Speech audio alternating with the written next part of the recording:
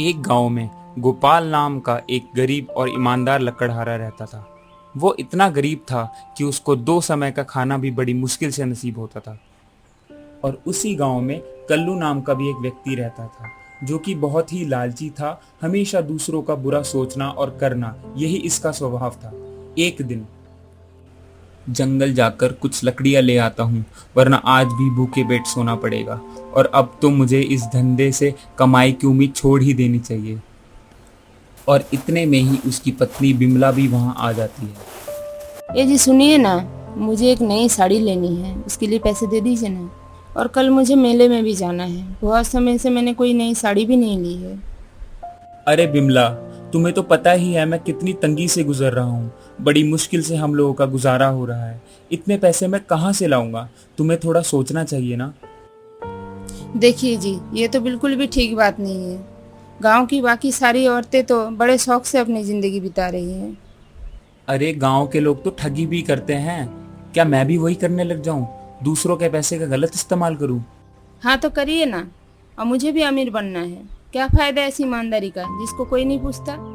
गोपाल ये सुनकर सोच में पड़ जाता है और दुखी मन से अपनी कुल्हाड़ी उठाकर जंगल की तरफ चला जाता है। पेड़ काटते काटते गोपाल गुस्से में वही बात सोच रहा होता है जो उसकी पत्नी ने गुस्से में कही थी। और कुछ देर बाद थक कर उसी पेड़ के नीचे बैठ जाता है। सही कहती है विमला, क्या फायदा ऐसी ईमानदारी का जो मुझे भूखे पेट सोने में मजबूर करे। इससे अच्छा तो मैं औरों की तरह ठगी करके अपना जीवन आराम से बिताता। और मेरे पास इतने पैसे भी नहीं है कि मैं कोई छोटी मोटी दुकान खोल लूं। हाय मेरी किस्मत। और उसी वक्त पेड़ के ऊपर से एक अजीब सी आवाज आती है।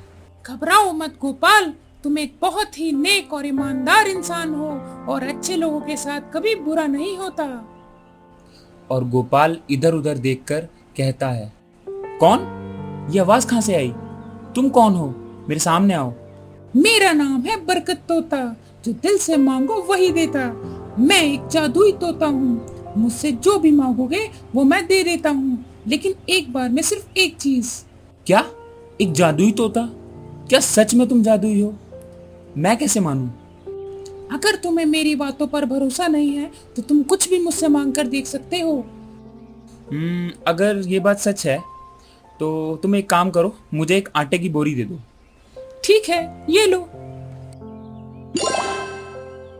अरे वाह वाह वाह, ये तो सच में एक जादुई तोता है। मुझे अपने साथ अपने घर ले चलो, मैं तुम्हारी किस्मत बदल दूंगा। अरे विमला, कहाँ हो तुम?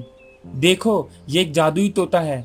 अब हम ईमानदारी से अपनी एक छोटी सी दुकान खोलेंगे और खूब मेहनत से इसको चलाएंगे। ये एक जादुई तोता है, इससे जो कुछ भी मांगो ये सब ला कर देता है। ये हमारे लिए भगवान का आशीर्वाद है। तुम इसकी बहुत सेवा करना। अरे वाह, ये तो बहुत अच्छी बात है, आज मैं बहुत खुश हूँ। ये सब बातें कल्लू खिड़की से छुपकर सुन लेता है।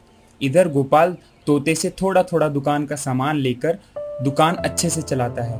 और कल्लू उसको देख देख कर परेशान होता रहता है। और एक दिन आज तो मैं ये जादुई तोता गोपाल से लेकर ही रहूंगा। आखिरकार कब तक मैं ऐसे निकम्मा घूमता रहूंगा? नहीं, मुझे भी अमीर बनना है और उस तोते से सोना, घर और एक लंबी सी गाड़ी लेनी ही है। फिर तो ऐस ही ऐस होगी। आज की रात मेरी गरीबी की आखिरी रात होगी। जब गोपाल के घर में सब सो रहे होते हैं, तब कल्लू चुपके से उनके घर में घुस जाता है और तोते को अपने बोरे में भरकर अपने घर ले आता है। कल्लू तोते को पिंजरे में रखकर सब मांग लेता है। देखते ही देखते उसकी झोपड़ी महल बन जाती है। उसकी जेब में सोने के सिक्के भर जाते हैं। उसके घर के आगे एक शानदार सी गाड़ी आ जाती है। कल्लू देखते ही देखते गांव का सबसे अमीर आदमी बन जाता है। लेकिन एक दिन अचानक पिंजरे का दरवाजा खुद ब खुद ढीला होकर खुल जाता है और वो बरकत तोता उड़ जाता है। घर आकर कल्लू जब तोते से दोबारा कुछ मांगने जाता है तो उसे वो वहां नहीं मिलता। और देखते ही देखते उसका घर मिट्टी में मिल जाता है। उसके सोने के सिक्के राख में बदल जाते हैं और सब बर्बाद हो जाता है। आए, अब मेरा क्या होगा? मेरी तो किस्मत ही फूट गई। मेरे पास जो भी था सब चला गया। अब मेरा क्या होगा? इतना बड़ा नुकसान होने के बाद कल्लू को अपनी गलती का एहसास हुआ। गलती तो मेरी ही है। अगर मैं गोपाल की तरह ईमानदारी से चलता और कोई छोटी मोटी सी दुकान ही कर लेता तो शायद बहुत अच्छा होता और आज ऐसी हालत में मुझे रोना ना पड़ता।